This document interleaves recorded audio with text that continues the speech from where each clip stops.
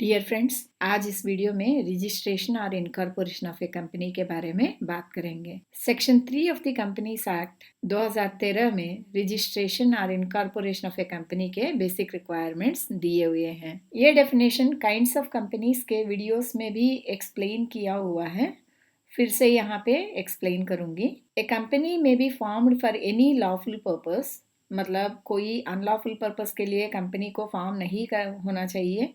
For example, सुपारी लेके लोगों को मर्डर करने के लिए कंपनी फॉर्म किया है तो कंपनी लॉ के तहत वैसे कंपनी नहीं होगी। ऐसे कंपनी का रजिस्ट्रेशन नहीं हो सकती है। पब्लिक कंपनी फॉर्म करना है तो 7 और मोर पर्सन्स की ज़रूरत है to subscribe the memorandum of association.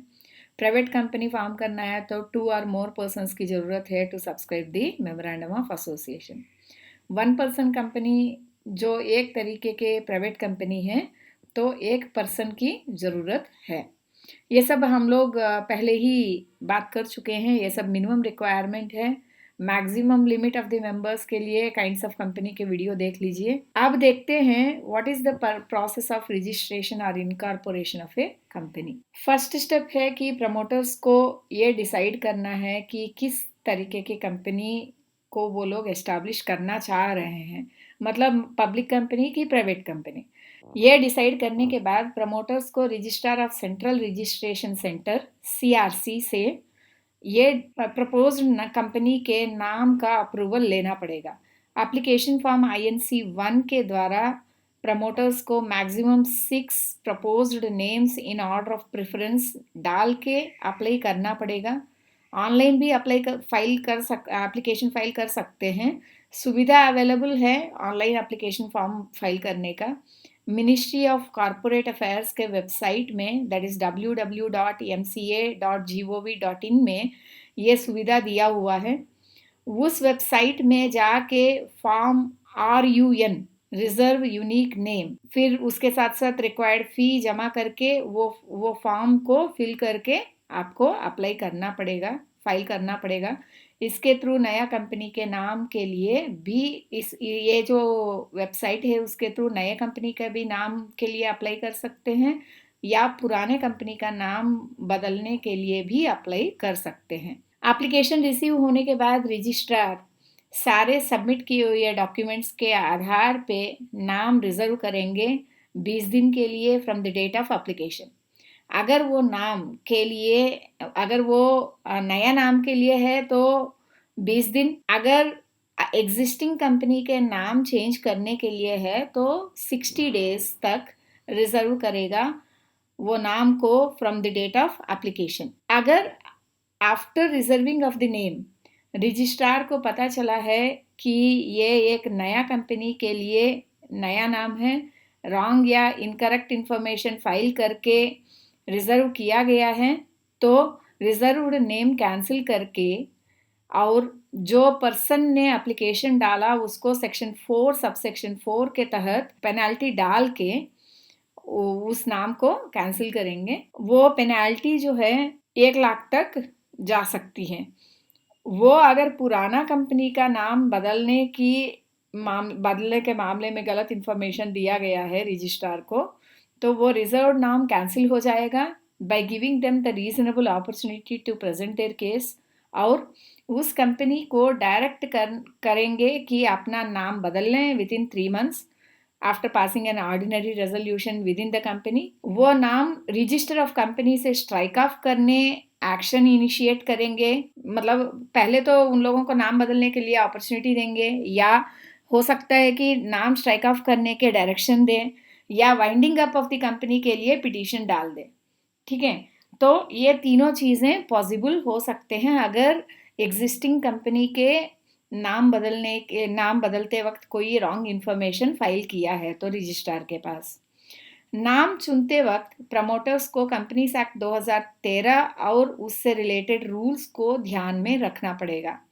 Section 4 of the companies act 2013 बोलता है कि कोई एग्जिस्टिंग कंपनी से मिलता जुलता, मतलब आइडेंटिकल और रिसेंबलिंग टाइप ऑफ नाम रजिस्टर नहीं होना चाहिए, रजिस्ट्रेशन के लिए अप्लाई होना नहीं चाहिए।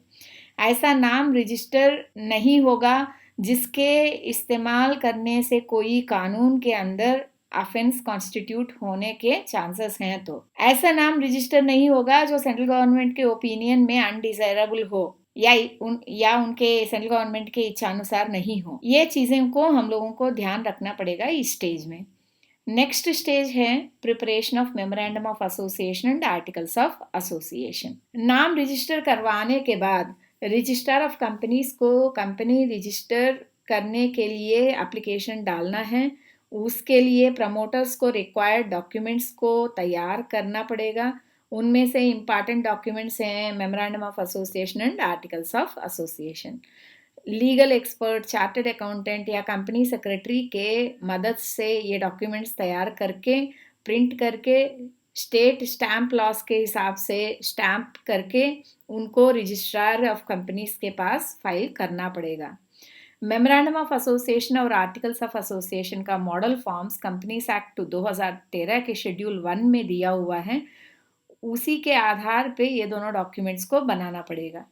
Section 7 and rule 13 of the companies incorporation rules 2014 के तहत मेमोरेंडम ऑफ एसोसिएशन और आर्टिकल्स ऑफ एसोसिएशन को जितने सब्सक्राइबर हैं सबको विटनेस के सामने साइन करना पड़ेगा। सारे सब्सक्राइबर्स को विटनेस के सामने साइन करना पड़ेगा उन डॉक्यूमेंट्स के ऊपर, और उनके डिटेल्स भी उस साइंड डॉक्यूमेंट में देना पड़ेगा।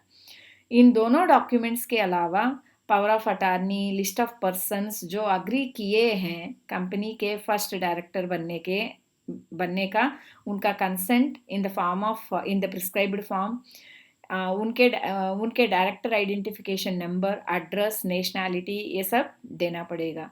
पर्टिकुलर्स ऑफ मैनेजर्स, सेक्रेटरीज जो अगर आर्टिकल्स ऑफ एसोसिएशन में दिया है तो उनका particulars, declaration of the subscribers, address for communication और notice of registered address of the company, statutory declaration, ये सब भी एज पर द रिक्वायरमेंट जो कंपनीज एक्ट 2013 में दिया हुआ है और रिलेटेड रूल्स में दिया हुआ है, वो सारे रजिस्ट्रार ऑफ कंपनीज को सबमिट करना पड़ेगा। ये सब प्रोसेस को सिंप्लीफाई करने के लिए रूल 38 को इंसर्ट किया गया है companies incorporation 4th amendment rules तहत।